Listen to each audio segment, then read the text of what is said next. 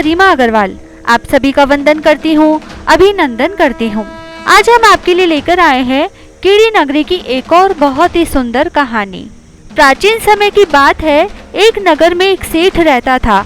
वह बहुत ही अमीर था। उसके पास हीरे जवाहरात, घोड़े, हाथी, महल, नौकर चाकर आदि की कोई कमी नहीं थी। वह बहुत ही आराम से अपना जीवन यापन करता था। परंतु सेठ स्वभाव से घमंडी और भगवान को नहीं मानने वाला था। उसका कहना था कि जो भी उसको मिला है वह उसकी वजह से ही मिला है। परंतु सेठ को यह पता न था कि यह उसके पूर्व जन्मों के कर्मों का फल है, जो इसे इस जन्म में अच्छा जीवन जीने को मिला है। वह सेठ बहुत ही घमंडी, अभिमानी और खुद को परमात्मा मानता था। इस तरह वह अपने घर वालों को भी मजबूर करता था कि वह उसे ही सर्वश्रेष्ठ समझे। समय के साथ सेठ के 2 पुत्रियों का जन्म हुआ। दोनों जुड़वा थी। दोनों एक साथ बड़ी होने लगी। बड़ी बेटी अपने पिता की तरह ही घमंडी थी और अपने पिता को ही सब कुछ मानती थी। वह भी नास्तिक विचारों वाली थी। और जो छोटी बेटी थी वह अपने पिता से और बहन से बिल्कुल अलग थी। वह बहुत ही शांत स्वभाव की थी, भगवान को मानने वाली थी और अपने अच्छे कर्मों को करती रहती थी। किसी से कुछ भी शिकायत नहीं करती थी। इस तरह से दोनों बेटियां बड़ी होने लगी। एक दिन सेठ ने अपनी दोनों बेटियों को अपने पास बुलाया और उन दोनों से पूछने लगा कि तुम्हें यहाँ पर कोई कमी तो नहीं है? तुम दोनों मेरे महल में खुश हो ना? तब दोनों लड़कियों ने कहा, जी पिताजी, हम दोनों बहुत खुश हैं। सेठ ने सोचा यही सही मौका है कि जब उसे अपनी बड़ाई सुनने को मिल सकती है। उसने दोनों लड़कियों से पूछा, अच्छा तो तुम यह बात बताओ कि जो तुम्हें यह सब मिल रहा है, आराम का जीवन, सुख सुविधा, नौकर चाकर, जो भी मेरे पास है वो तुम दोनों भोग रही हो, तो यह बताओ कि तुम्हें यह सब कहाँ से मिलता है और तुम किसके भाग्य का खाती हो? यह सुनकर बड़ी बेटी झट से बोली, पिताजी, मैं तो आपके भाग्य का खाती हूँ। आपकी वजह से ही मुझे यह सब कुछ मिला है और यह आराम का जीवन मैं जी रही हूँ। अपनी बड़ी बेटी के मुंह से इतनी प्रशंसा सुनकर वह खुशी से फूला न समाया। अब बारी थी छोटी बेटी की। तब उसने छोटी बेटी की तरफ मुंह करके यही प्रश्न पूछा कि तुम बताओ कि तुम किसके भाग्य का खाती हो? छोटी बेटी ने कहा, पिताजी, मैं अपने भाग्य का खाती हूँ।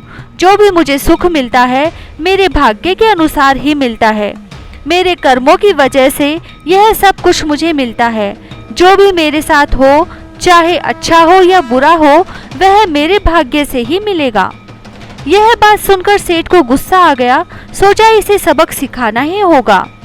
इस तरह घमंडी सेठ ने अपनी पुत्री को सबक सिखाने का सोचा और अपनी दोनों पुत्रियों का विवाह निश्चित करने का प्रण लिया। तब उसने एक दिन मंत्री को अपनी दोनों पुत्रियों के लिए वर खोजने के लिए आदेश दिया और कहा कि बड़ी पुत्री के लिए राजकुमार वर और छोटी पुत्री के लिए भिखारी वर ढूंढा जाए। सेठ के आदेश के अनुसार बड़ी पुत्री के लिए राजकुमार और छोटी पुत्री के लिए भिखारी वर ढूंढकर उनका विवाह कर दिया। अपनी छोटी पुत्री को विदा करते समय सेठ ने कहा, पुत्री, तुम्हारा वर बहुत ही गरीब है, ऊपर से अस्वस्थ भी है।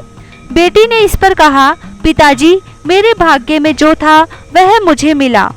सेठ उसकी इस बात पर क्रोधित हुआ और अपनी छोटी पुत्री को एक जोड़ी कपड़े में ही विदा कर दिया और अपनी बड़ी पुत्री को सोना, चांदी, कपड़े और नौकर चाकर देकर विदा किया। दोनों पुत्रियां अपने पिता के घर से विदा होकर अपने ससुराल चली गई। बड़ी पुत्री स्वभाव से घमंडी थी, इसीलिए जब भी उसके घर में चींटियों का झुंड आता वह उसे मरवा देती। और छोटी पुत्री का स्वभाव शुरू से ही सरल होने के कारण उसके घर में जब भी चींटियां आती वह अपने भोजन में से आधा हिस्सा बूरा और चीनी मिलाकर उनके बिल के पास रखती और बैठकर कीड़ी नगरी की कहानी कहती। तो धीरे धीरे छोटी बेटी के घर में धन बढ़ने लगा। उसके पति की काया कंचन जैसी हो गई। उसके घर में लक्ष्मी जी के साथ कुबेर जी का भी वास होने लगा। उसका पति दिन दुना रात चौगुनी तरक्की करने लगा।